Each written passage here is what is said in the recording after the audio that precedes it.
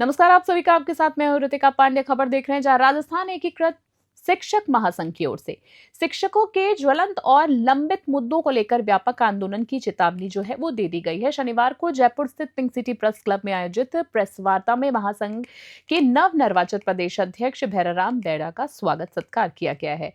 Press वार्ता में प्रदेश संयोजक हरपाल दादवाल ने शिक्षा विभाग से जुड़े विभिन्न लंबित प्रकरणों पर संगठन का पक्ष मजबूती से रखा है। प्रदेश अध्यक्ष भैराराम बेड़ा ने कहा है कि शीघ्र ही ब्लॉक के प्रदेश स्तर तक सशक्त संगठनात्मक ढांचा तैयार किया जाएगा और शिक्षकों की मांगों को लेकर चरणबद्ध आंदोलन भी किया जाएगा। उन्होंने पारदर्शी स्थानांतरण नीति, लंबे डीपीसी, नई शिक्षक भर्ती, वेतन विसंगतियों के समाधान, कंप्यूटर अनुदेशकों का पृथक कैडर, स्टाफिंग पैटर्न लागू करने, ओपीएस को प्रभावी रखने तथा गैर शैक्षणिक कार्यों से शिक्षकों को मुक्त करने जैसी प्रमुख मांगे रखी। उन्होंने चेतावनी दी है कि मांगे नहीं मानी गई तो राज्यव्यापी आंदोलन किया जाएगा।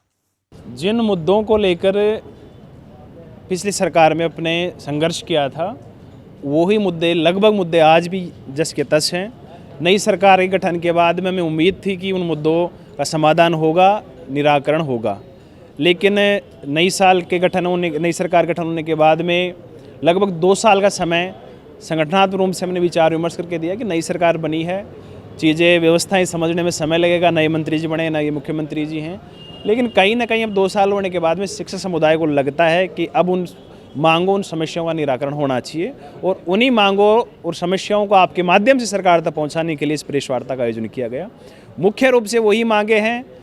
तबादला, यदि आप तबादला कर रहे हैं तो सभी संवर्ग का करें। एक तरफ कुछ कैडर के आप बिना पॉलिसी कर देते हैं और कुछ कैडर का बिना पॉलिसी का झुंझुना बराबर लगातार पकड़ा रहे हैं। जैसे तृतीय श्रेणी शिक्षकों का पदोन्नति 5 साल से पेंडिंग है और जिन संवर्ग की आपने पदोन्नति भी की है, उन संवर्ग की पदोन्नति करने के बाद भी वो यथास्थानीय कार्य कर रहे हैं, उनको कार्य ग्रहण नहीं करवाया जा रहा है। वेतन विसंगतियाँ हैं, महात्मा गांधी विद्यालयों के पोस्टिंग, उनके मूलभूत ढांचे की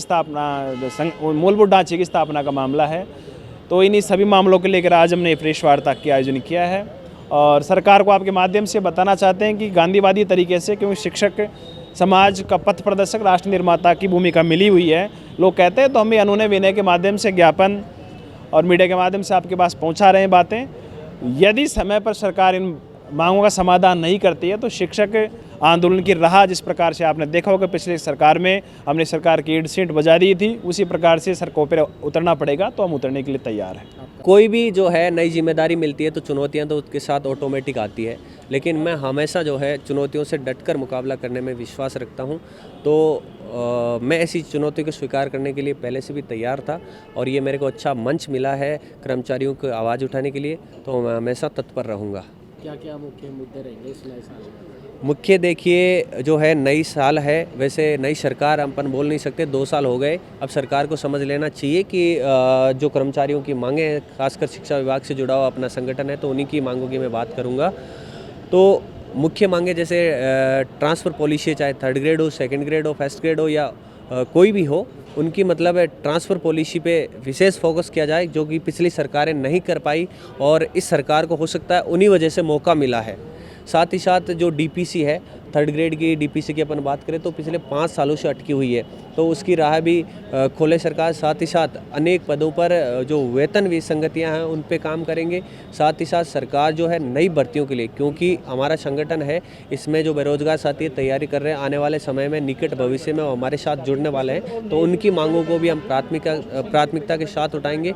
तो उनके लिए एक कैलेंडर जारी हो, निर्धारित तिथि एक समय के बाद यदि जारी कर दे कि 6 महीने बाद एग्ज़ाम होने वाला है, तो उसी तिथि को होना चाहिए, क्योंकि आप सभी को पता है गरीब जवान किसान का बच्चा जब सिटी में रह के, राजधानी में रह के तैयारी करता है तो बहुत चुनौतियों का उसे सामना करना पड़ता है। वो अच्छी तैयारी होती है कि 10 दिन बाद में एग्ज़ाम है, फिर 2 महीने बाद या 3 महीने बाद एग्ज़ाम डेट खिसका दी जाती है, तो वो अपना आप को ठगा हुआ महसूस करता है। तो ऐसा नहीं होना चाहिए।